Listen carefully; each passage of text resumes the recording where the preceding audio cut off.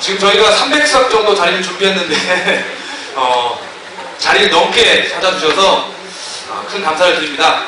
우선 이 자리를 위해서 고생하신 성남시민광장 및 성남시 관계자 여러분께 큰 감사를 드립니다. 저는 이번 강연의 사회를 맡게 된 진보정의당 평당원 남군이라고 합니다. 잘 부탁드립니다. 그리고 저희가 최초 시도인지는 모르겠지만 저희가 강연의 사상 최초가 되길 바라면서 수화통역을 저희가 제공을 하고 있습니다. 그 수화통역 하시는 분 소개를 잠시 드릴게요. 저희 국가공인 수화통역사이시고요. 노사모 닉네임은 치자향 쓰시는 최소연님이십니다. 잘 부탁드립니다. 강연회가 끝나고 그 다음에 질문 답변 시간이 있습니다. 그래서 여러분 지금 나눠드린 질의응답지에 유 대표님께 하시고 싶은 말씀 꼭 적어주시면 감사하겠습니다. 자, 그러면 강연회를 시작하도록 하겠습니다.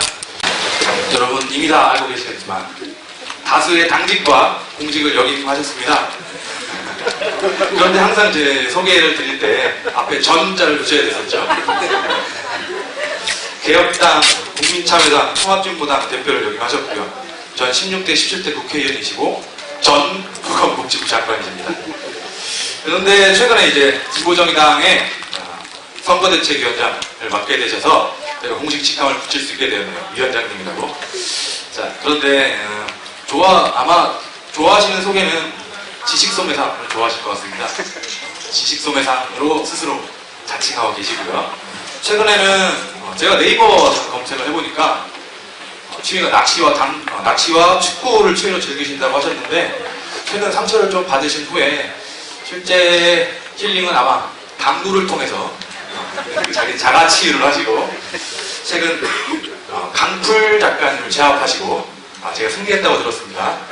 강풀 작가님을 제압하시고 힐링을 하신 후에 컴백을 하셨습니다. 아메리카노를 즐기시는 지식소매상 유시민님을 소개합니다.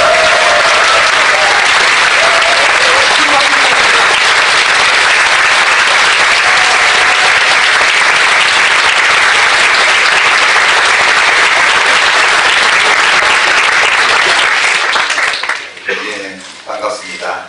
방금 거창하게 소개받은 유시민입니다. 오늘 날씨가 별로 좋지 않긴 해도 요즘 단풍놀이 많이 가는 계절인데 일요일 오후에 이렇게 귀한 시간 내서 여기 오신 우리 성남 시민 여러분, 또 인근에서 오신 시민 여러분 감사하고 반갑습니다. 이 시간이 조금 울리네요. 이 시간이 단풍놀이보다 더 좋지는 않아도 그래도 단풍놀이만큼이나 괜찮은 시간이 되었으면 하는 바람을 미리 말씀을 드립니다. 그리고 시민광장 회원 여러분들이 오늘 강연 때문에 플랜카드도 붙이고 포스터도 붙이고 준비를 많이 하셨는데요. 그 수고에 대해서도 감사를 드립니다. 또 이재명 시장님 이 강의장도 내주시고 오늘 다른 행사 때문에 다른 데 가셔서 함께 못했습니다만 마음으로는 함께하고 계신 것으로 그렇게 생각합니다. 저희 들어가면서 보니까 시장실은 민원실 위치에 있고 옛날에 어떤 시장님이 고압방으로 만든 그 방은 북카페로 돼서 시민들이 사용하신다 그렇게 이야기를 들었습니다. 무척 손가락질을 많이 받던 이른바 호화청사인데 여기에서 시민들이 이렇게 서로 생각을 나누고 마음을 나누는 그런 공간으로 또 사용되니까 조금 괜찮지 않나 이런 생각도 듭니다. 오늘 수화통역 제가 미리 원고를 못 드려서 죄송합니다. 가능하면 천천히 말을 해보겠습니다.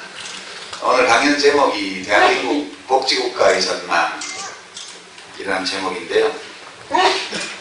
제가 지난 월요일부터 이제 심상정 후보 공동 선거대책위원장이 되어서 직함이 하나 생기긴 했는데 강연을 다녀보면 되게 주최 측에서 소개를 할 때 전 복지부 장관 그렇게 소개를 많이 하시더군요. 오늘 이 주제도 제가 아마 복지부 일을 했다는 그런 경력이 좀 반영된 것 같고요. 다른 한편으로는 우리 국민들이 복지 문제 또는 복지국가라는 것을 굉장히 큰 관심을 가지고 이번 대통령 선거를 기다리고 있기 때문에 또 시의적절한 주제라고 생각합니다. 오늘 제가 여러분께 뭐 복잡한 통계나 어떤 차원 높은 이론이나 그런 것을 말씀드릴 생각은 없고요. 누구나 잠시 앉아서 이렇게 생각해보면 마음에 떠오를, 머릿속에 떠오를 만한 아주 상식적인 내용으로 준비를 했습니다. 제 강연은 한 1시간 정도 이렇게 하고, 그리고 이제 여러분들의 질문 또 저희 답변 서로 좀 이야기 나누는 시간을 또 1시간 정도 갖도록 그렇게 하겠습니다. 혹시 뭐 제 책 들고 와서 사인을 받겠다 이렇게 생각하신 분이 혹시라도 계시면 끝나고 나서 잠시 해드리도록 그렇게 하겠습니다. 제가 5가지의 소주제로 오늘 강연을 하려고 합니다. 첫째는 복지국가란 도대체 뭐냐? 어떤 국가를 가리켜서 복지국가라고 말하는가에 대한 것. 두 번째는 복지국가로 나아가기까지 우리 대한민국을 포함하여 인간 문명이 출현한 이후에 이래 생겨났던 국가라는 것이 어떤 경로를 걸어왔는가. 우리 대한민국은 일반적으로 현대의 복지국가라고 일컬어지는 나라들이 걸어왔던 경로와 얼마나 다른 또는 비슷한 경로를 걸어서 오늘에 이르게 되었는가 하는 점을 두 번째로 살펴보고요. 두 번째는 소주제는 국가의 진화, 대한민국의 진화에 관한 이야기입니다. 세 번째는 대개 복지를 이야기하고 복지국가론을 주장하는 사람들은 이른바 진보 세력들이죠. 진보 지식인, 진보 정당, 진보 정치인, 진보적 사상가 이런 분들이 복지국가 이야기를 합니다. 그래서 복지국가와 진보주의 또는 진보 사이에는 어떤 관계가 있는 것일까? 과연 복지국가라는 것은 스스로 진보라고 자처하는 사람들의 전유물일까? 보수는 복지를 못하는 것일까? 그런 문제, 복지국가와 진보주의 사이의 관계에 대해서 보고요. 네 번째는 이제 현재 우리 대한민국의 정치 지형이라는 소주제로 말씀을 드리겠습니다. 과연 우리 대한민국도 복지국가로 갈 수 있을까? 갈 수 있다면 어째서 그런 판단을 할 수 있고 어렵다는 판단이 든다면 왜 그럴까? 그런 문제입니다. 현재 우리 대한민국을 더 좋은 복지국가로 만들어가는 가능성이 있는데 그 가능성이 현실화되기 위해서는 정치가 그에 맞게 변화되어야 되는데 실제 복지국가를 가능하게 하는 정치적 변화가 일어날 수 있는가? 그게 네 번째 소주제고요. 다섯 번째는 나와 국가라는 소주제로 과연 국가를 이렇게 복지국가로 바꾸면 나는 행복해질까? 그게 마지막 소주제로 되어 있습니다. 이 다섯 번째 주제가 요즘 제가 많이 고민하고 있는 문제입니다. 다소 개인적인 이야기를 섞어서 이 마지막 주제는 말씀드리도록 하고요. 대체로 오늘 강연 내용이 어떻게 되려나 짐작되시죠? 그렇게 사전 지식이 없어도 또는 그렇게 막 머리가 아프지 않아도 우리가 모두가 상식을 가지고 있으면 이해할 수 있는 범위에서 제가 말씀을 드리도록 하겠습니다. 먼저 복지국가 이야기를 정말 많이 하는데 복지국가란 어떤 국가일까?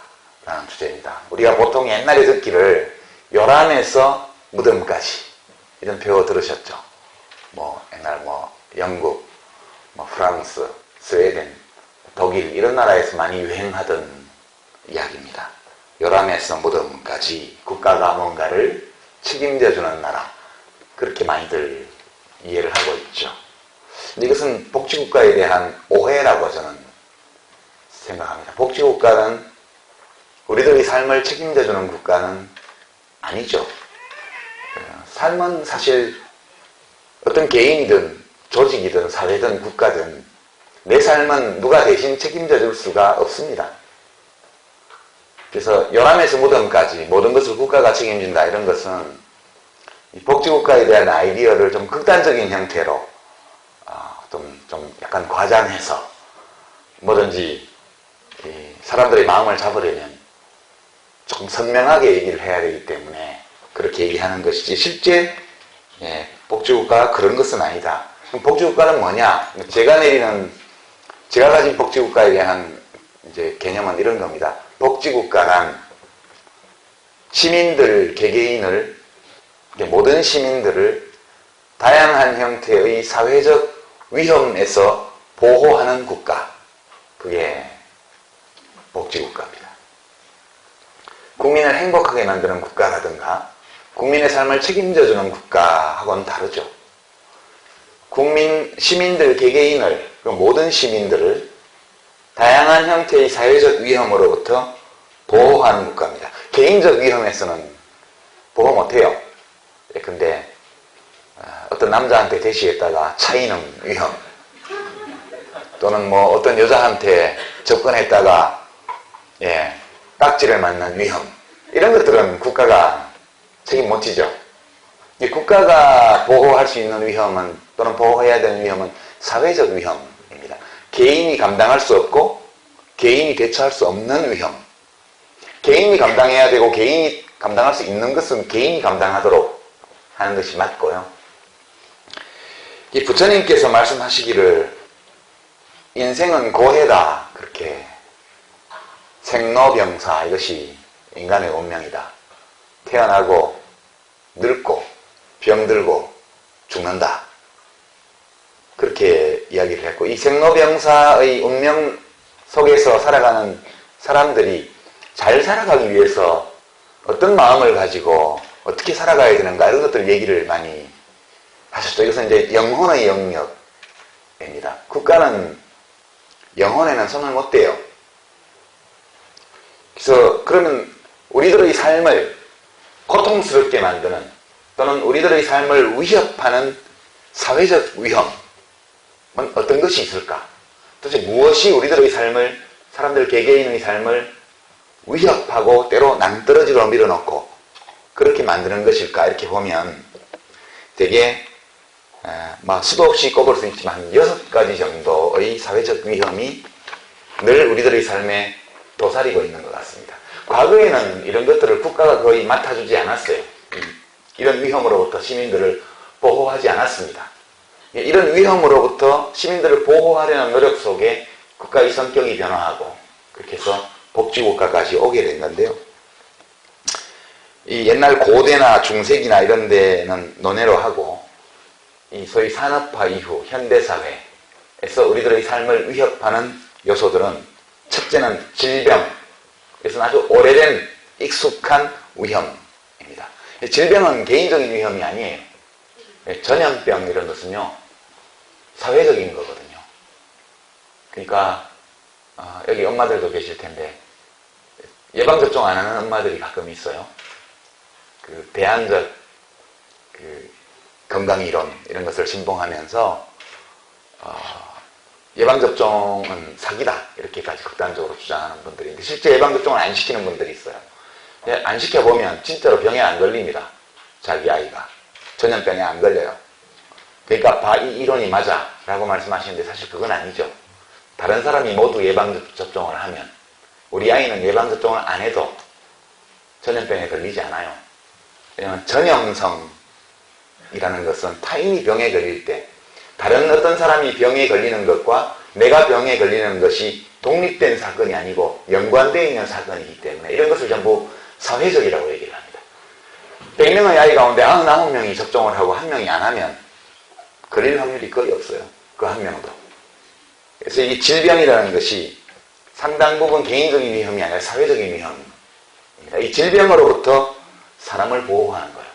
그래서 세부적인 내용은 이따 말씀드리고, 두 번째는 실업, 일자리를 찾지 못하는 위험, 이것도 사회적인 거예요. 내 친구가 실업자가 되는 것과 내가 실업자가 되는 것 사이에는 관계가 있어요. 그것은 독립적인 사건이 아닙니다. 내 주변에 실업자가 많아지면 내가 실업자가 될 확률이 높아져요. 역시 이제 우리가 서로 의존해서 사는 자본주의 사회의 특징이죠. 세 번째가 산업재해. 그래서 일하다가 다치는 거. 노동 능력을 상실하고 자기 힘으로 살아가기 어렵게 됩니다. 이 산업재해 요즘도 각종의 폭발사고, 붕괴사고 등등으로 인해서 많은 분들이 목숨을 잃거나 노동력을 상실하는 부상을 당합니다. 네 번째가 빈곤인데요. 빈곤도 사회적인 겁니다. 이제 이 실업자가 되거나 노동 능력이 없어서 빈곤한 것, 이런 것은 또 우리가 익숙한 건데, 지금은 일해도 가난한 사람들이 있죠.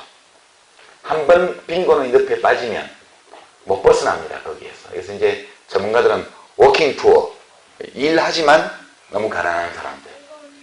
빈곤도 사회적인 위험. 그 다음에 이제 장애는 선천성 장애가 있고, 살다가 장애를 입는 경우가 있죠. 어떤 경우든 장애를 입게 되면 노동 능력이 아주 없어지거나 타인보다 노동 능력이 떨어지게 되어 있습니다. 사회적 위험이죠. 장애가 없는 사람하고 경쟁해야 되기 때문에. 마지막이 고령인데요. 오래 사는 거예요. 장수는 예로부터 축복으로 여겨져 왔는데, 모든 장수가 다 축복은 아닙니다. 오래 사는 것이 축복으로 되려면 세 가지 조건이 필요한데요. 첫 번째는 돈이 좀 있어야 되고요. 돈이 있어야죠. 그래야 독립적인 생활을 할 수 있기 때문에. 두 번째는 건강해야죠. 젊은이처럼 완전히 건강하지는 않다 하더라도 자기의 일상생활을 자기 힘으로 영위할 수 있을 정도의 건강이 필요합니다. 세 번째는 삶의 의미가 있어야 돼요.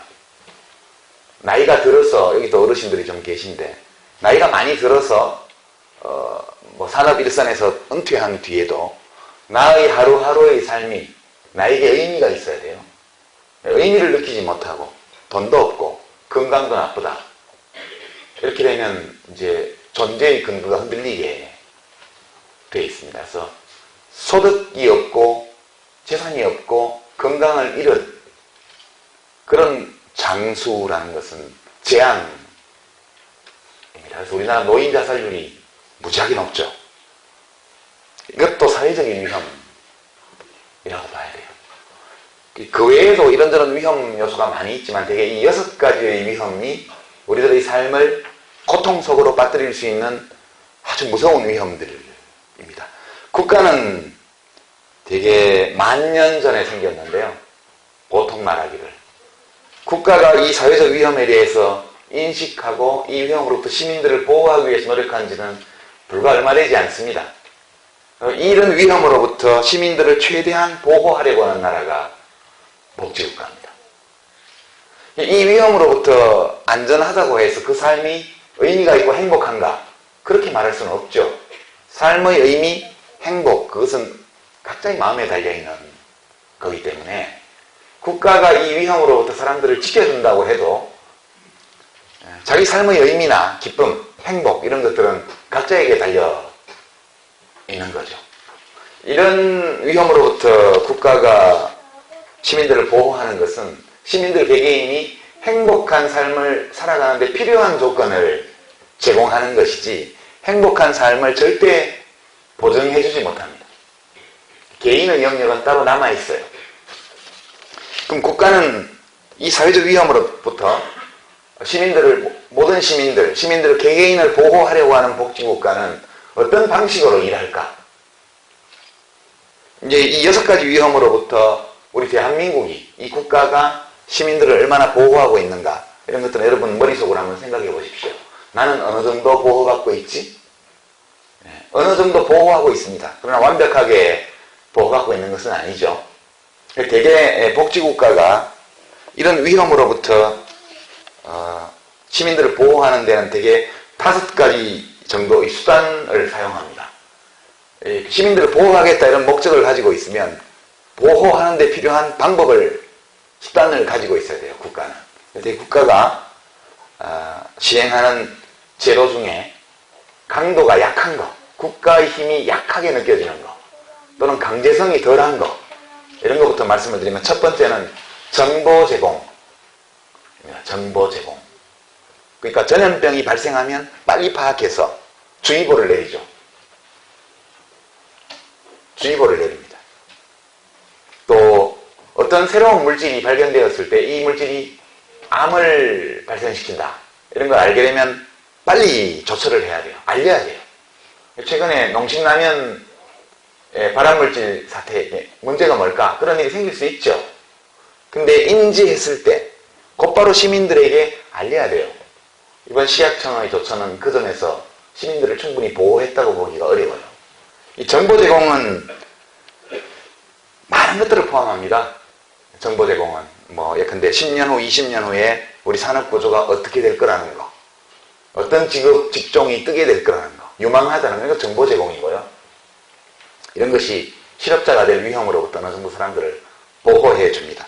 무엇이 개인에게 좋고 사람에게 좋고 무엇이 나쁜지 이런 것들에 대해서 우리 개개인이 충분히 모르기 때문에 이런 정보 제공을 하는 것은 복지국가의 매우 중요한 정책 수단이 되어 있습니다. 두 번째, 규제입니다. 규제. 규제는 돈을 들이지 않고 금지하거나 어떤 한계를 설정하는 겁니다. 환경기준, 각종의 환경기준이 있죠. 규제입니다. 그 다음에 노동규제가 있습니다. 우리나라 여기 지금 문제가 생겨 있어요. 노동을 보호하기 위한 각종 규제 장치들이 있는데 소위 IMF 이후에 신자유주의 정책이 도입되면서 이 규제를 많이 무너뜨렸죠. 그 결과 대규모의 비정규직이 생겨나게 됩니다. 교통규제도 있습니다. 그죠? 속도규제, 학교 앞에서는 30km 이하로 가게 하고 횡단보도에서는 무조건 보행자 우선을 하게 하고 등등의 규제들이 있습니다. 다 시민들을 위험에서 지키기 위한 거예요. 각종 유독물질 취급에 대한 산업규제 이런 것들 다 마찬가지고요. 심지어는 주 40시간 노동제, 청소년과 여성에 대한 야간 노동 금지 이런 것 전부 규제입니다. 이런 걸로 시민들을 보호하죠. 옛날에는 없었어요. 이런 규제가. 세 번째 수단은 사회보험입니다. 사회보험은 아까 말씀드린 이런 질병, 실업, 산업재해, 소득이 없는 고령 이런 위험들에 시민들 스스로 연대해서 공동체를 만들어서 대비하도록 하는 거예요. 건강보험, 국민건강보험, 그 다음에 고용보험, 산재보상보험, 그리고 국민연금, 그리고 최근에는 노인장기요양보험 이런 것들이 전부 이 전통적인 이 산업사회의 각종 위험으로부터 국가가 돈을 내주는 게 아니잖아요. 이 시민들 개개인이 자기가 보험료를 내잖아요. 피용 근로자의 경우에는 사용자가 절반을 내주고 지역가입자의 경우에는 자기가 다 냅니다. 국민연금 같으면 소득의 9%를 내게 돼 있죠. 지역가입자는 자기가 다 내고 근로자들은 회사에서 4.5%, 본인이 4.5%. 이것은 국가가 직접 돈을 내는 게 아니고 일부 국고보조가 있긴 해도 근본적으로 보면 시민들 스스로가 솔리데리티, 연대를 형성해서 일종의 내가 병에 걸리면 혜택을 볼 수 있고 내가 거기에 해당되면 혜택을 볼 수 있고 해당이 없으면 돈만 계속 내고 혜택을 못 보는 거예요. 우리나라에서 제일 행복한 사람 국민건강보험 보험료 최고 등급으로 보험료를 내고 1년 내내 한 번도 병원에 안 가는 사람 최고 행복한 사람이죠. 돈 엄청 많이 벌고 몸이 되게 건강해요. 이게 사람들이 오해해서 나는 보험료만 1년에 300만 원씩 내고 한 번도 병원에 안 갔어. 억울해. 억울한 게 아니에요. 복 받은 거예요. 이런 것이 이렇게 복 받은 사람은 돈을 내기만 하고 한 달에 보험료 5만 원만 내고 맨날 몸이 아파갖고 1년 360일 병원 가는 분 이런 분들은 불운하잖아요. 이 사람의 불운에 대해서 행운을 누리는 사람들이 돈을 내서 도와주는 거예요. 이게 보험이잖아요. 이게 사회보험입니다. 산재보상보험 마찬가지. 이것은 이제 근로자들이 내는 게 아니고 사용자가 내게 돼 있죠. 전부 다 기업에서 내게 됩니다. 그 다음에 이제 국민연금. 다 마찬가지고요. 그 다음에 국민건강보험의 보험료에 곱하기 0.몇 이렇게 해서 내는 노인장기요양보험료. 이것도 마찬가지입니다. 내가 70, 80 먹어도 건강하게 저기 어르신처럼 강연도 다니시고 이러면 쓸 일이 없어요, 그거를. 그러나 나이 65밖에 안 돼도 중풍, 치매 이런 게 와서 혼자 생활을 못한다. 그럼 그런 분들은 혜택을 보는 거예요. 수천만 명이 가입해 있고 직접 혜택을 보는 분들은 수십만 명에 불과합니다. 이런 것은 국가가 제도를 만들어서 시민들 스스로가 스스로 서로 돕게 만드는 사회적 연대로서의 사회보험. 이게 제일 먼저 발달한 나라가 독일이고요. 복지국가는 어느 나라 막론하고 이 사회보험이 제대로 되어 있습니다. 우리도 다 갖고 있죠, 5개 다. 그러나 아직은 세부 내용에서 아직 부족한 점이 좀 있습니다. 이것이 세 번째의 정책 수단이고요. 네 번째가 공적 부조입니다. 공적 부조. 이 공적 부조라는 것은 특별한 조건에 처한 사람에게 사회가 돈을 주는 거예요. 지원을 하는 거예요. 뭘로? 세금으로 조성해서. 대표적인 제도가 국민 기초생활보장제도. 이게 김대중 대통령께서 만드신 거죠. 이게 쉬운 말로 하면 거지를 없애는 법입니다. 구걸할 필요가 없도록 만드는 거야. 이유의화를 불문하고 내가 노동시장에서 나 자신의 최소한의 인간다운 생활을 할 수 있는 소득을 얻는 데 실패했다. 뭐 노름으로 돈을 다 날려먹었던, 경마장에 가서 다 쓸어넣었던, 뭐 어떤 동기든 관계없어요. 내가 생활을 못한다 그러면 국가에 요구할 권리가 있다. 이것이 이른바 사회권적 기본권 또는 생존권에 대한 권리가 있다고 우리 헌법이 인정을 해서 우리 헌법 따라서 이 법을 만든 겁니다. 우리나라에는 굳이 노숙을 하지 않아도 돼요. 얼마든지 국가에 대해서 주거급여, 생계급여 등등을 요구할 헌법적 권리가 있고 그래서 그분들을 수급자라고 하지 않고 수급권자라고 합니다. 이것은 그분들의 권리고요. 만인의 권리이고 국가는 이 권리를 보장해줄 책임이 있다는 게 이제 복지국가의 기본적인 생각입니다. 이 공적 부조는 다양한 형태로 있어요. 근데 뭐 장애인들의 경우에 생활수당을 특별히 장애인, 중증장애인들에게 제공한다든가 또는 기초노령연금처럼 소득과 재산이 적은 하위 70% 65세 이상 어르신들께 한 돈 10만 원 정도 매월 드리는 거예요. 이게 전부 다 공적 부조입니다. 모든 사람이 혜택을 보는 것이 아니고 사회로부터 도움을 요청할 권리를 우리 헌법이 인정하고 있고 이 헌법에 따라서 법률에 의거해서 국가에 대해서 사회에 대해서 이 권리를 행사하는 분들에 한해서 지원을 하는 게 공적 부조입니다. 모든 복지국가는 다양한 형태의 공적 부조 제도를 가지고 있습니다. 마지막 수단이요. 보편 서비스. 보편 서비스입니다. 모든 국민에게 국가가 직접적으로 삶에 꼭 필요한 서비스를 제공하는 거예요. 대표적인 게 의무교육제도. 우리 지금 중학교까지 하고 있죠. 의무교육제도입니다.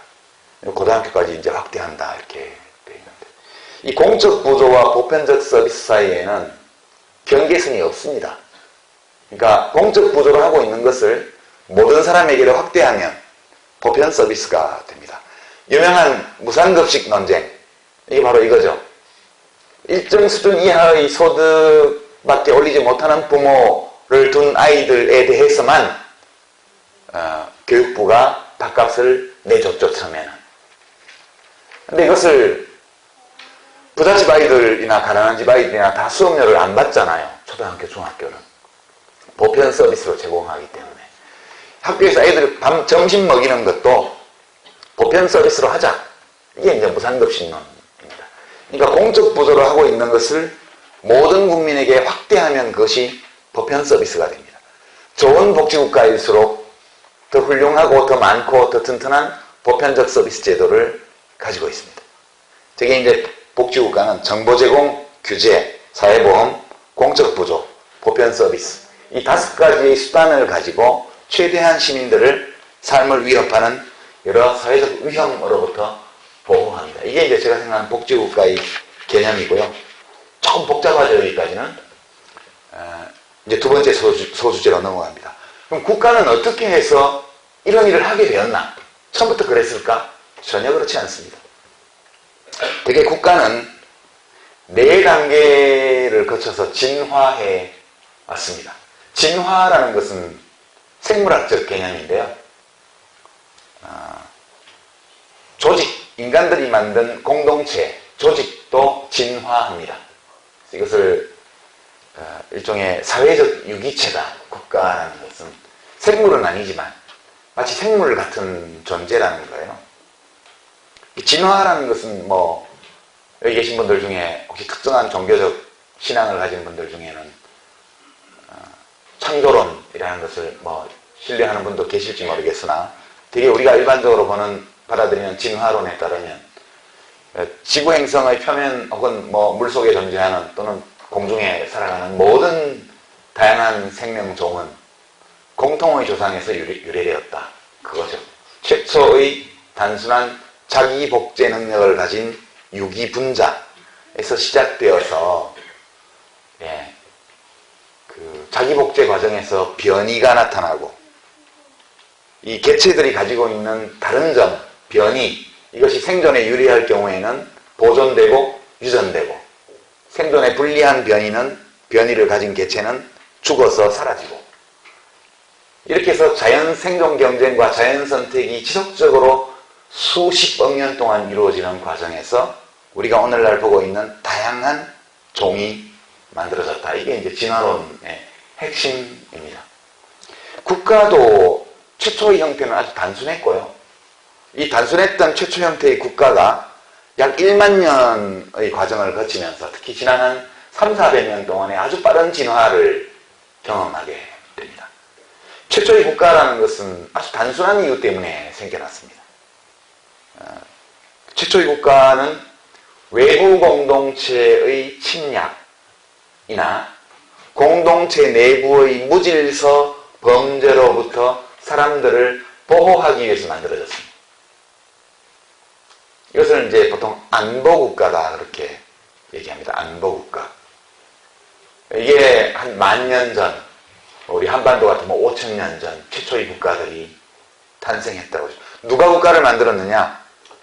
힘 있는 사람이 국가를 만들었죠. 이 국가가 없는 상태에서는 법도 없고, 법이 없으면 정의와 불의도 가릴 수 없고 옳고 그름도 나눌 수 없습니다. 모든 사람이 다 자기를 지키기 위해서 타인에 대해 쓸 수 있는 모든 수단을 다 사용해서 경쟁하는 상태. 이른바 만인이 만인에 대해서 늑대와 같이 경쟁하는 자연 상태. 이것이 국가가 없는 상태입니다. 해적 때문에 말썽이 많은 저 아프리카의 어디죠? 네, 소말리아 전형적이죠. 거기에 압도적 폭력을 구축하고 그리고 복종하는 자에게는 보상을, 저항하는 자에게는 응징을 할 수 있는 권력 주체가 없는 그런 국가 없는 상태에서 무슨 일이 벌어지는가?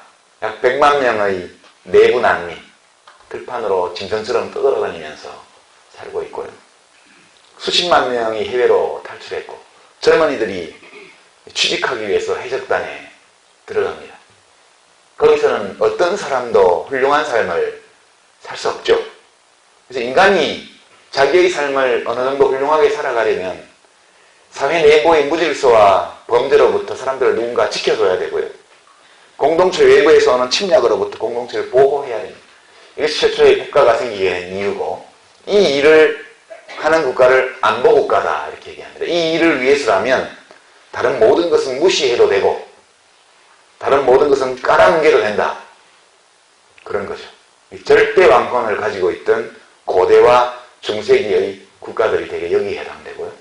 우리나라는 되게 이승만 정권 시대에 반공주의를 내걸고 만들어졌던 최초의 대한민국도 이런 안보국가였어요. 일종의 피난공동체 또는 군안공동체, 해방, 분단, 내전, 6.25 전쟁을 거친 조건에서 일종의 북괴와 그 당시 영어로 북괴, 북한 공산집단과 소련, 중공 등 국외 공산주의 계열의 침략으로부터 우리의 공동체를 지킨다. 이것이 거의 국가 유일한 존재 목적이었던 시절이 있었죠. 1948년에 실체를 가지게 되었던, 거슬러 올라가면 1919년 3.1운동과 상해 임시정부 수립으로 올라갈 수 있지만 실체를 가진 국가로서 대한민국이 탄생한 1948년도에는 대개 이런 원시적인 형태의 국가 성격을 갖고 있었습니다. 이것은 유럽이나 아프리카나 중국 모두 다 5,000년, 10,000년 전에 마찬가지 상황이었고요. 이 안보국가가 그 다음 단계에 한 단계 진화한 것이 발전국가입니다. 발전국가. 그냥 공동체의 안전과 안전을 지키고 사회 내부의 범죄와 무질서에서 사람들을 보호하는 것만으로는 부족하다. 모든 사람이 다 더 잘 살려는 욕구를 갖고 있었기 때문에 국가가 물질적으로도 풍요로운 삶을 살고자 하는 열망에 부응하게 됩니다. 그래서 나타난 것이 주로 유럽 경우에는 산업혁명 이후에 나타난 자본주의 발전국가입니다. 아담 스미스라는 사람이 그 얘기를 했죠. 사람들을 더 부자로 만들고 싶고 나라를 더 부유하게 하고 싶으면 국가가 손을 떼라. 만인에게 자유를 허하라. 그렇게 나와 있습니다. 이게 이제 자본주의 발전국가인데요. 우리 경우는 되게 박정희 시대의 이 발전국가로서의 진화가 시작되었다. 이 발전국가는 안보국가를 부정하는 것이 아니고 안보국가의 토대 위에서 국가의 기능의 하나가 추가된 겁니다. 사회를 더 풍요롭게, 사람들의 물질적 삶을 더 부유하게, 이것이 국가의 기능 중에 아주 중요한 요소로 들어오게 됩니다. 이것이 두 번째의 단계였고, 세 번째는 민주국가입니다. 민주국가. 그렇게 발전을 해보니까 잘 사는 사람만 잘 살고 다수의 생산활동에 종사하는 노동자들, 농민들, 이 사람들은 집단적 궁핍 속에서 모든 권리를 박탈당하고 살아가야 되는 사회가 되었습니다. 그래서 만인이 이런 무권리 상태에서 벗어나서 각자가 삶의 주인으로서, 국가의 주인으로서 국가 운영에 대해서 모두가 동일한 발언권을 행사해야 된다. 이런 인민의 또는 민중의 국민들의 동의에 입각해서 선 권력만이 정당하다. 이렇게 할 때만 국가가 특권계급, 부자들만이 아니라 만인의 요구에, 모든 시민들의 요구에 공평하게 귀를 기울이게 된다. 그것이 이제 민주국가입니다. 대개 유럽에서는 프랑스 대혁명 이후에 이 단계에 차례차례 들어섰고요.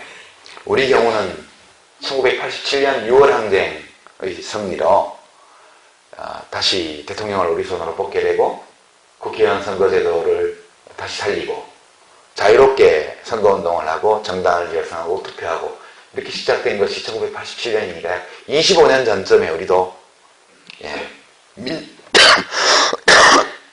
민주국가의 단계에 들어서게 됩니다.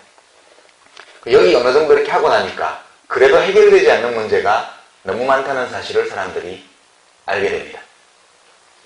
국가 외부 공동체의 침략에서 안전하고 사회 내부의 범죄나 무질서를 걱정하지 않아도 되고 그리고 사회는 점점 더 물질적으로 풍요로운 사회로 가게 되고 만인에게 동일한 1인 1표의 투표권이 보장되는 민주국가가 되었음에도 불구하고 삶은 여전히 불안한 거죠. 그리고 이 발전국가를 만드는 과정에서 나타나게 된 새로운 위협, 산업재해, 실업, 암을 비롯한 환경의 악화로 생기게 된 새로운 질병들, 이런 것들이 우리 삶을 끊임없이 위협하게 됩니다. 그래서 시민들은 국가에 대해서 우리들을 이 위험으로부터 지켜라, 그렇게 요구하게 됩니다. 그렇게 되면서 복지국가로 한 단계 더 진화하게 됩니다. 이게 되게 복지국가로 진화하게 되는 것은 제2차 세계대전 이 무렵부터 본격화되어서 2차 세계대전이 끝난 이후에 서유럽과 북유럽을 중심으로 복지국가로 본격적인 이행을 하게 됩니다. 우리 대한민국은 이제 이 복지국가로 가는 문턱에 와 있다, 저는 그렇게 봅니다. 아직 복지국가로 진화하지는 못했으나 복지국가의 초보적인 형태를 이미 가지기 시작한 단계에 와 있고, 그것은 주로 김대중 정부와 노무현 정부, 민주정부 1기 10년 동안에 그 토대가 만들어졌고, 아주 기본적인 요소들은 박정희 시대에도 있었습니다. 근데 국민건강보험은 1977년에 작게 처음에 시작이 되었고요, 부분적으로. 국민연금제도 역시 전두환 정권 말기에 기획되어서 노태우 정권 초기에 입법화되어서 부분적으로 시작되었습니다. 그것이 이제 보편적 제도로 완성된 것은 국민의 정부 들어와서 보편제도로 어느 정도 완성된 형태를 가지게 됩니다. 되게 우리 대한민국은 약 60년의 짧은 기간 동안에 서유럽 국가들이 되게 300~400년에 걸쳐서 경험해왔던 국가의 진화 과정을 압축해서 겪어왔습니다. 대한민국은 뭐든지 빨라요. 출발은 늦었지만 빨리 배우고 잘 배우고 빨리 배우고 일단 필요하다고 판단이 되면 빨리빨리 도입합니다. 우리나라가 노인 장기요양보험은 전 세계에서 한 10번째 안이 될 겁니다. 아마 이렇게 보편제도로 실시하게 된 것이요. 굉장히 빠른 속도로 우리가 이 서유럽 복지국가들의 좋은 제도들을 배워오고 있는 과정에 있습니다. 세 번째 소주제로 넘어가서 이 국가의 진화 중에서 이 국가 진화를 안보국가에서 발전국가로 민주국가로 복지국가로 올리는 모든 과정에서 큰 격동과 혁명, 정치적 변화 이런 것들이 늘 있었습니다. 되게 이 국가의 진화 과정에서 때로는 엄청난 혁명, 내전, 피가 강을 이루고요. 그런 폭력적인 과정도 있었고 또 때로는 민주주의 절차를 통해서 정권을 교체하는 이런 정치적 변화를 통해서 만들어내기도 합니다. 되게 우리 이 경우에 늘 이 국가의 진화를 추동해온 세력들을 진보 세력이다 그렇게 이야기를 합니다. 아시는 것처럼 진보와 보수를 그냥 아주 거칠게 나누면 보수는 있는 현실 속에서 장점을 발견하고 되도록 그걸 존중하면서 가자 그런 게 보수고요.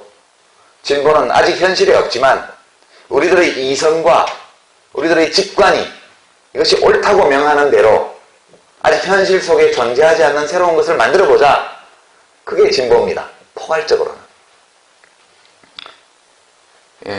진보에 대해서는 여러 말이 있죠.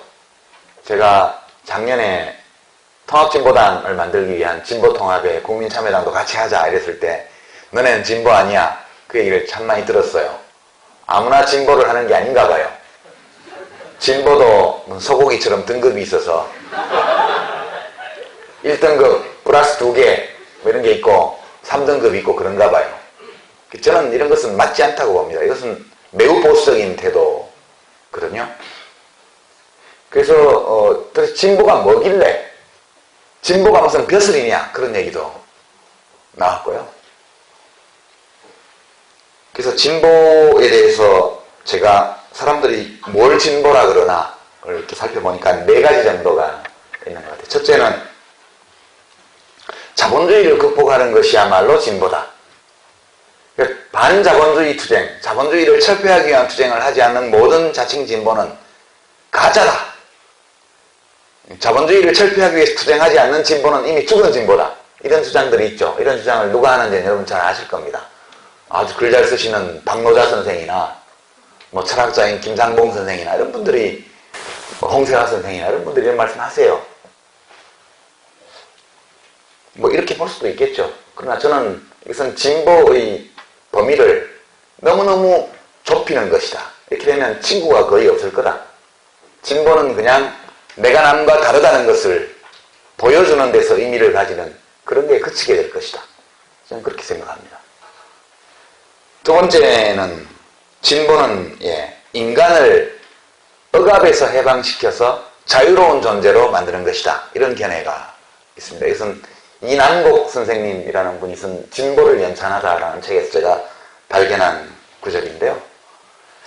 우리들을 자유롭고 행복한 삶을 살 수 없도록 만드는 데는 억압이 있기 때문이고 이 억압은 되게 세 종류가 있다는 거예요. 첫 번째는 불합리한 제도의 억압. 옛날 계급제도, 신분제도 이런 거요. 오늘날의 비정규직 제도. 제도의 억압입니다. 두 번째는 물질의 결핍이 주는 억압. 물질이 너무 결핍되면 자유로울 수 없죠. 물질이 결핍되면 생존을 위해서 타인의 자비에 의존해야 합니다. 타인의 자비에 의존하는 삶은 자유로운 삶이 아니죠.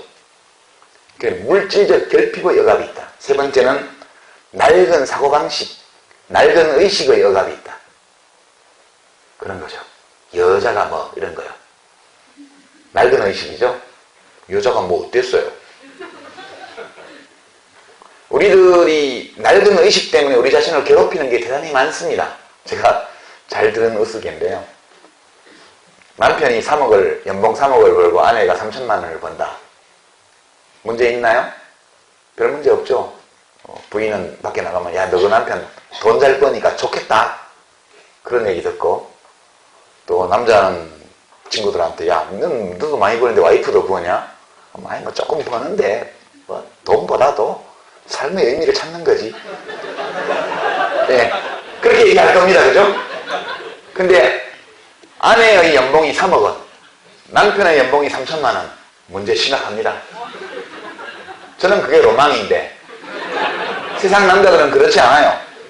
좀만 아내가 서운하게 해도 니 돈 잘 번다고 지금 남편을 무시하는 기가 이렇게 해서 싸움 납니다. 그쵸? 이런 게 낡은 의식이 주는 억압이에요. 얼마나 좋아요. 나는 3천만 원만 벌면 되고 아내가 3억을 벌어오는데 뭐가 걱정이. 난 너무 좋을 것 같아요. 이런 류의 낡은 사고방식들이 우리들의 삶을 억압하는 게 대단히 많아요. 그래서 이런 관점에서 보면 인간을 물질의 결핍에서 해방시키기 위해서 노력하는 거.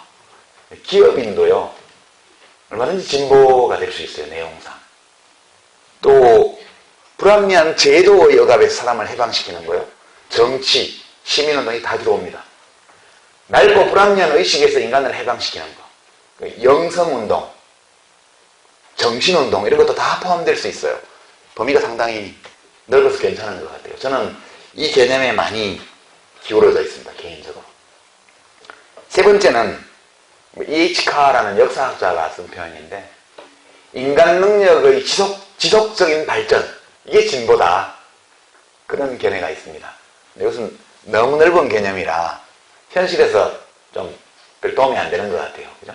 이렇게 믿으면 좋긴 한데 인간은 계속 진보하고 역사도 계속 진보하고 사회도 계속 진보할 수밖에 없어요. 마음이 편하긴 한데 현실을 설명하는 데는 다소 좀 못 미친다 하는 거. 최근에 발견한 진보에 대한 개념이 하나 있는데 이것은 어떤 생물학자가 이야기한 겁니다. 진보에 대한 사회생물학적 개념 혹은 definition, 정의라고 말해도 좋을 것 같아요. 나와 유전자를 공유하지 않은 사람을 위해서 나의 귀중한 생활자원을 기꺼이 내놓으려는 자발성. 이게 진보다. 이게 생물학적 개념이라고 그러더라고요.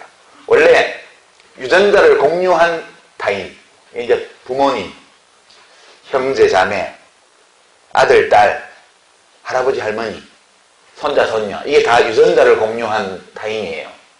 이 유전자를 공유한 타인을 위해서 내가 가진 귀중한 생활자원을 내놓는 것은 본능이죠. 너무 당연한 겁니다. 진보 보수를 따질 필요가 없어요. 진보는 뭐냐? 나와 유전자를 공유하지 않은 사람을 위해서 내가 가진 귀중한 생활자원을 기꺼이 내놓으려는 자발성. 이걸 진보라고 그러더라고요. 그래서 매우 부자연스러운 거래요. 생물학적으로는. 보수와 진보를 나누는 게, 보수는 자연스러운 일을 하는 게 보수고요. 진보는 매우 부자연스러운 일을 하는 게 진보래요. 왜냐하면 최초의 인류가 저 중앙아프리카 적도 남쪽에 사바나 기후를 가진 지역에서 처음 생겨서 미토콘드리아 DNA 추적으로 목에, 부계는 찾을 수가 없고 아버지 쪽은 못 찾아요. 어머니 쪽만 추적이 가능한데 해보니까 거기서 시작되어서 전 세계로 지구행성 표면으로 다 퍼졌다는 겁니다. 그러니까 약 한 400만 년을 현생 인류는 되게 뭐 40만 년, 70만 년, 100만 년 그렇게 얘기하지만 뭐 호모 에렉투스나 이런 현생 인류 이전의 유인원 뭐 하여튼 현생 인류의 조상이 되는 그런 더 앞선 진화단계의 인간까지 치면 한 400만 년 된다고 그래요. 그 400만 년의 대부분의 기간을 사바나 지역에서 수렵 채집인으로 살았다는 겁니다. 혈연 단위의 작은 공동체를 이루고요. 그러다가 이 혈연 단위의 작은 공동체를 벗어나서 국가를 이룬 지는 만 년밖에 안 됐다는 거죠. 문명이 생긴 것도 만 년밖에 안 됐고. 그러면 399만 년을 수렵 채집인으로 살았으면 그때의 행동 방식이나 사고 방식은 다 유전자에 들어와 있는 것이고, 지난 10,000년 또는 5,000년, 짧게는 수백 년간에 일어난 일들은 유전자에 안 들어와 있다는 겁니다. 그러니까 굉장히 본능을 거슬러가고 부자연스럽대요. 자연스러운 게 어떤 걸까요? 탐나는 물건이 있으면 빼앗는다. 굉장히 자연스러운 거랍니다. 빼앗기지 않으려고 반항하면 죽인다. 이것도 굉장히 자연스러운 거래요. 그러니까 살인, 강도, 절도, 약탈, 간단 이런 거는 굉장히 자연스러운 거래요. 인간에게. 그러나 배려, 그 다음에 기부 이런 건 굉장히 부자연스러운 거랍니다. 그런 걸 하려면 본능에 따르는 게 아니고 이성의 원리에 따라야 된다는 거예요. 이것은 우리 몸으로 치면 뇌간이나 또는 중간에 있는 변연계 이런 말하자면 파충류, 오리너구리 시절에 만들어진 뇌 부위에 새겨진 본능이 아니고 아주 고도로 발달한 대뇌피질 어느 구석에 있는 기능이에요. 그러니까 굉장히 부자연스러운 거예요. 지금 우리가 복지국가를 논하는 것도 굉장히 부자연스러운 겁니다. 사형제 폐지가 굉장히 어렵죠. 그 이유가 사바나의 원칙에 따르면 살인하는 자는 죽여야 된다는 거예요. 보복. 눈에는 눈, 이에는 이. 그렇게 살아왔대요. 내가 죽지 않으려면 내 가족 중에 또는 우리 공동체의 누군가를 죽이는 놈은 죽여야 돼요. 그래야 안 건드릴 거 아니에요. 근데 우리들의 이성은 사형제도가 존재한다는 것이 흉악범죄를 막는 데 도움이 안 된다는 통계들을 알고 있잖아요. 우리들의 이성은 사형제를 폐지하라고 그래요. 우리들의 본능은 죽이고 싶죠.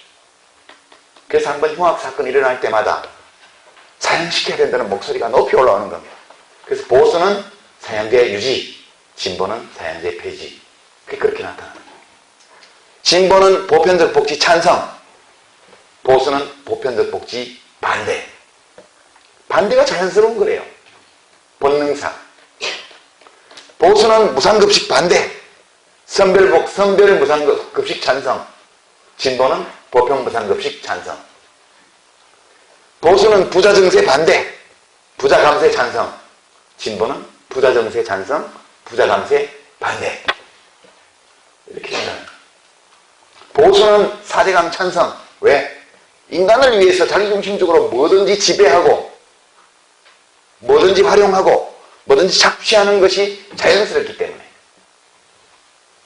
그러나 진보는 자기 가족뿐만 아니라 다른 사람, 심지어 사람이 아닌 다른 종에게까지도 배려의 마음을 확산시키는 존재라는 거예요. 그래서 진보는 사대강, 볼을 뽑아내자. 이 기준이 상당히 괜찮은 것 같아요. 괜찮지 않아요? 네. 저는 요즘 두 번째의 진보 개념에서 네 번째의 개념으로 많이 기울었습니다. 이 기준을 가지고 보니까 많은 것이 뚜렷하게 보이더라고요. 시간이 많이 지났는데 이제 네 번째로 넘어가겠습니다. 대한민국의 현실, 정치 현실을 보면 과연 복지국가의 문턱에 선 대한민국이 갈 수 있을까? 가려면 진보가 세져야 돼요. 보수는 일로 안 가려고 하는 집단이기 때문에. 깡보수는요, 지금도 안보국가론을 믿고 있어요. 북진 통일. 대한민국 국군의 탱크가 평양 추석궁에 진입할 때 통일이 완성된다. 멋지죠? 그죠? 그리고 발전국가. 잘 미기는 게 최고야. 잘 미기는 게 최고야. 경제성장, 7% 성장. 4만 불 시대. 막 속아 넘어가잖아요. 불가능한데. 사기인데. 보수는 발전국가 모델을 여전히 좋아합니다. 민주국가, 보수는 마지못해 받아들여요. 마지못해. 이분들에게는 개인의 권리라는 건 별로 중요하지 않아요. 김지태 씨가 예컨대 뭐 일제시대 때 동양척식회사에 일해서 그걸 친일행위라고 합시다. 그러면 친일행위했다고 사람 재산을 막 뺏어도 되나? 이분들은 뺏어도 된다는 거예요. 왜냐하면 민주국가에 대한 신념이 별로 없기 때문에. 그죠? 그래서 아니 뺏어도 된다고 가정합시다. 뭐 옛날에 칭찬 못 받을 일을 했으니까 뺏었다고 가정합시다. 자진 헌납했다는데 국가에 헌납했지 박정희 씨한테 헌납했나요? 그렇으면 국가가 국고로 기숙을 시켜야지 왜 정수장학회를 만들어요? 5.16 장학회? 지금까지 와서도 국가가 타인에게 직접적으로 피해를 끼치지 않은 어떤 개인에 대해서 재산을 강탈하거나 그 사람을 잡아가둬서는 안 된다. 는 이 존 스튜어트 밀이 이미 18세기에 이야기했던 이 자유로움의 기본 원리조차 깨치지 못한 사람이 대선 후보 지지도 1등이에요, 지금. 문제가 심각해요. 새누리당이라는 이 보수정당은 기본적으로 안보국가론을 핵심으로 하고 발전국가를 외피로 해서 민주국가와 복지국가를 억압해온 세력들의 정당이에요. 그래서 사바나 시대의 정당, 사바나 정당입니다. 이 정당을 지지하는 데는 깊은 고민을 할 필요가 없어요. 책을 많이 읽지 않아도 돼요. 그냥 본능이 시키는 대로만 하면 돼요. 문명은 억압이에요. 문명은 본능의 발현에 대한 일정한 억압입니다. 이 세력을 억압하지 않고는, 민주적인 방식으로 억압하지 않고는 대한민국은 복지국가로 전진하는 것이 불가능하다. 저는 그렇게 생각합니다.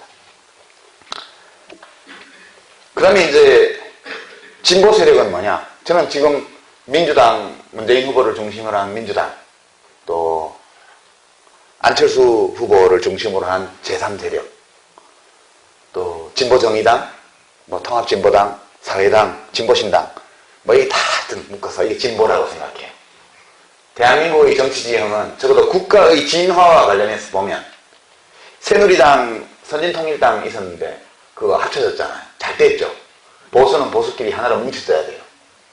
그래야 사람들이 안 헷갈리지. 그렇게 해서 뭉치고 나머지가 다 당은 다르지만 진보라고 저는 생각합니다. 어떤 기준에 따라서? 그것은 네 번째 아까 제가 말씀드린 진보의 기준. 사실 보수 진보는 칸막이가 딱 있는 게 아니에요. 나와 유전자를 공유하지 않은 타인을 위해서 내가 가지고 있는 귀중한 생활 자원을 기꺼이 내놓으려는 자발성을 옹호하느냐 하지 않느냐를 기준으로 보수 진보를 나누면 박근혜 씨를 앞세운 새누리당을 제외한 나머지 야권은 다 진보라고 저는 생각해요. 맞나요? 네. 그 안에서 자꾸 니는 1등급 진보, 2등급 진보, 뭐 니는 A+ 진보 따지면 곤란해요. 이 기꺼이 내놓으려는 자발성의 정도의 차이가 있죠. 그쵸? 자발성이 아주 크면 아주 진보적이고요. 자발성이 조금 있으면 조금 진보적인 거예요.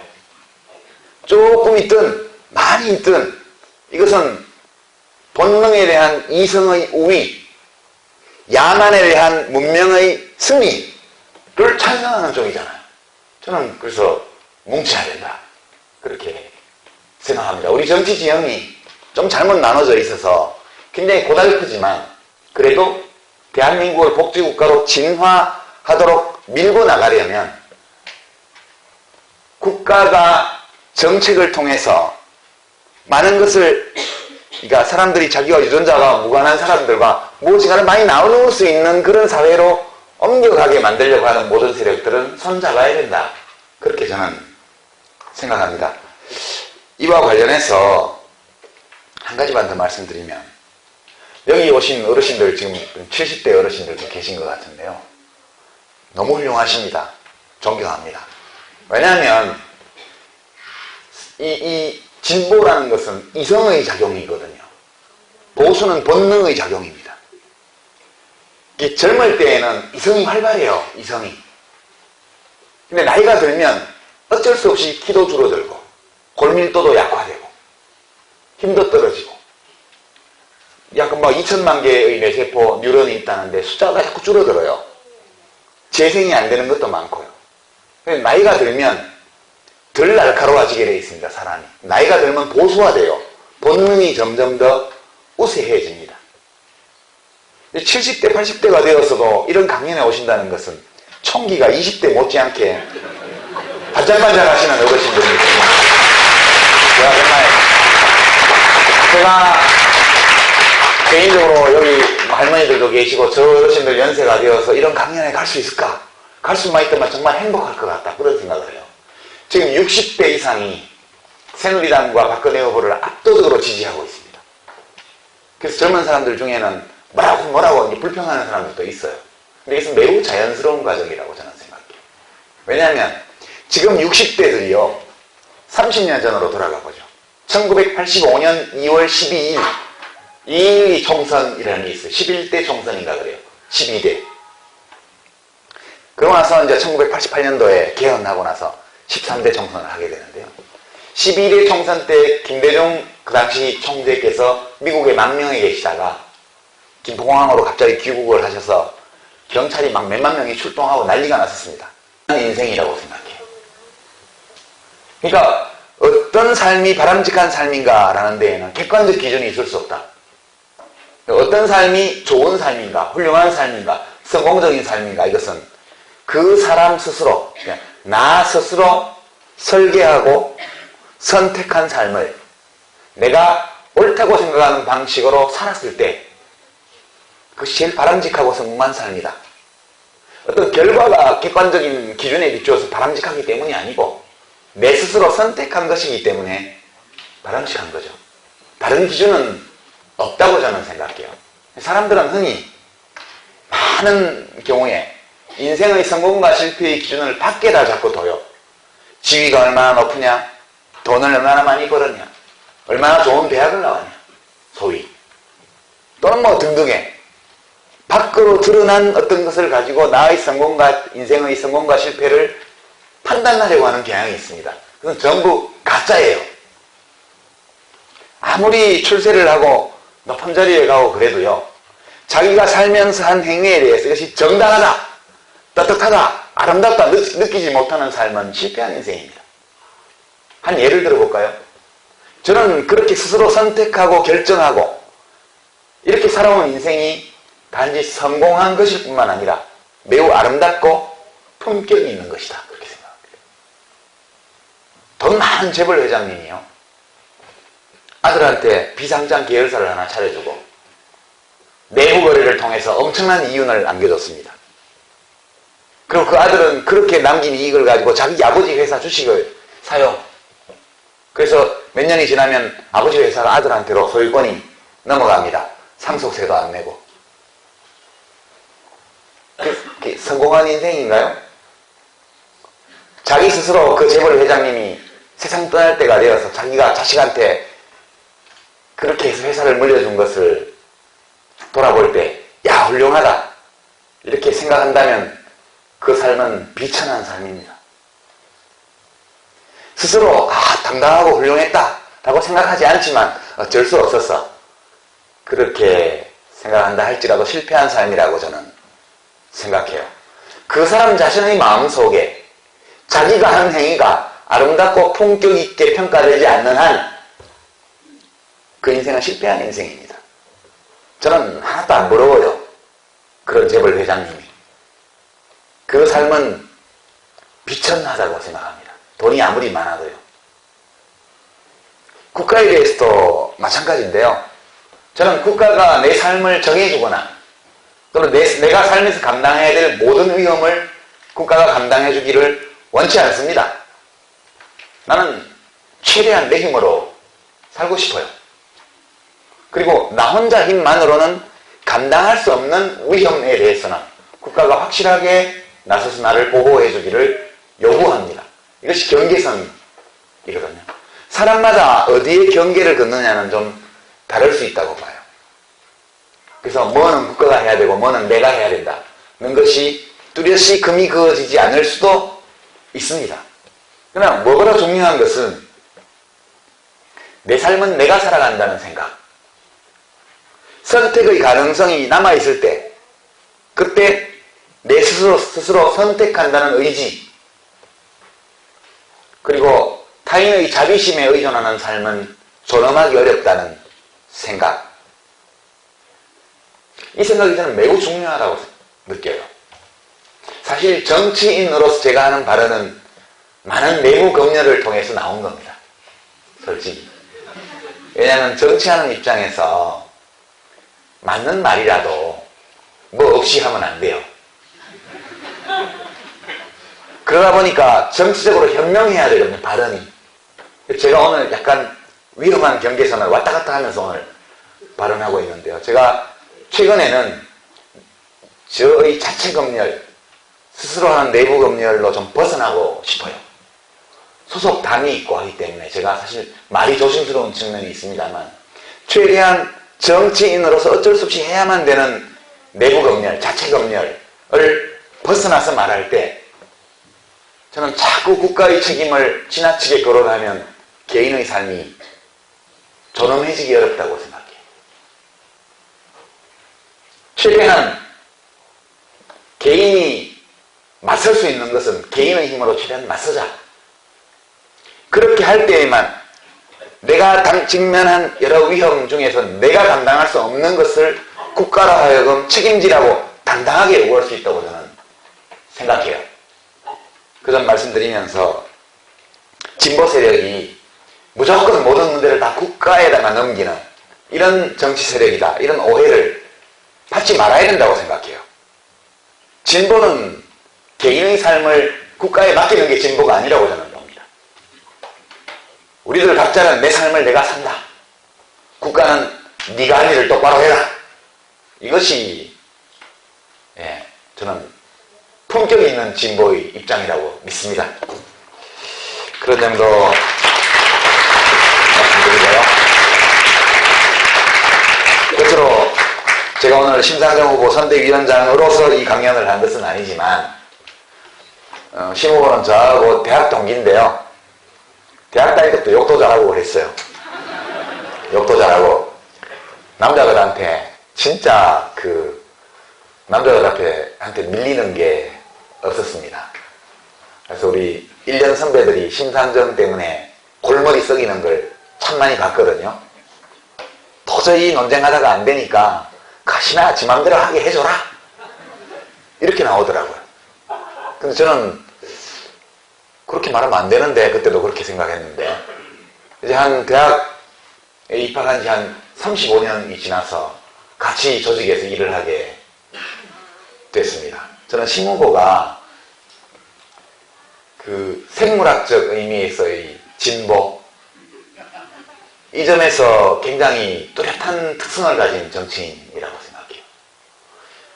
여자의 몸으로 20년 넘게 금속노조 팔뚝 굵은 아저씨들 사이에서 사무처장하고 뭐 하면서 버틴겼다는 게 상당히 놀랍고요, 사실은. 그래서 요즘은 한동안은 모르는 전화번호는 전화를 안 받았는데 선대위원장이 되고부터는 우리 후보를 띄워야 되기 때문에 기자 전화를 받습니다. 그러다 보니까 우리 시민광장 회원 중에 그냥 한번 전화 눌러봤다가 제가 덜컥 받으니까 놀래가지고 전화를 끊는 분도 계시더라고요. 기왕 통화됐으면 말씀하시지. 그래서 이제 인터뷰도 많이 나가고 그래서 그럽니다. 이제 월요일날 내일 MBN도 오후에 나가고요. 3시 몇 분인가. 저녁에는 OBS에서 각 후보 선대위원장 나와서 불러놓고 패널 3사람이 이렇게 공격하는 그런 토론 프로가 있나봐요. 저녁에 밤에 한 10시 몇 분에 안 되는데 그것도 나가야 되고 또 오늘 밤에 저공비행 시즌2 녹음도 해야 되고 많이 바쁩니다. 참고로 아직 확정된 건 아닌데 제가 시즌1에서는 소신남, 노회찬, 의리남, 유시민 이렇게 했는데요. 의리남은 더 이상 안 해도 될 것 같아요. 그죠? 요새 문재인 비서실장 하시던 문재인 후보님이 제1야당 후보가 되어 계시니까 굳이 제가 의리남 이렇게 안 해도 좋을 것 같고요. 그래서 제가 자유인으로 돌아오는데 자유인 유시민과 소신남 노회찬이 같이 진행해 보려 합니다. 그런 점 함께 말씀드리면서 오늘 강연 마치고 질의응답 시간 가지도록 하겠습니다. 고맙습니다.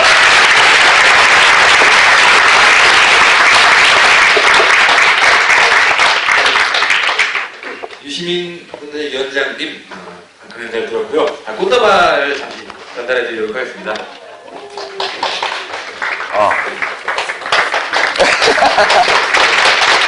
고맙습니다. 고마워요. 이름 뭐야? 몇 학년? 4학년 고마워. 3학년.